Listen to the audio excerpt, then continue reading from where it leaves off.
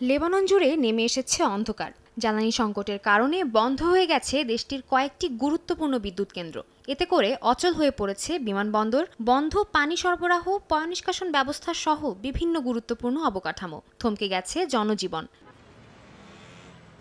তবে লেবাননের বিদ্যুৎ বিভাগের এই দুর্দশার ইতিহাস নতুন নয়। ২০২১ সালেও দেশটিতে দেখা দেয় চরম বিদ্যুৎ সংকট। যদিও কিছুদিনের মধ্যেই সেই সংকট কাটিয়ে ওঠে দেশটি। এবার আবারও একই ধরনের পরিস্থিতির মুখোমুখি হয়েছে লেবানন।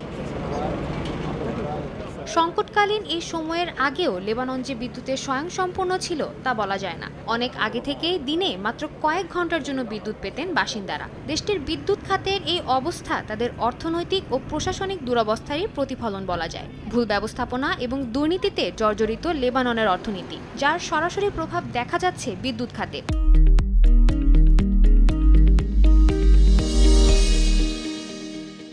গত ৩০ বছরে দেশটির প্রধান বিদ্যুৎ কেন্দ্রে অঢেল পরিমাণে অর্থ বিনিয়োগ করেছে সরকার। তবুও এখন পর্যন্ত প্রায় ১.৫ বিলিয়ন মার্কিন ডলারের ঋণ রয়েছে প্রতিষ্ঠানটির নামে, যা দেশটির মোট ঋণের প্রায় ৪০%।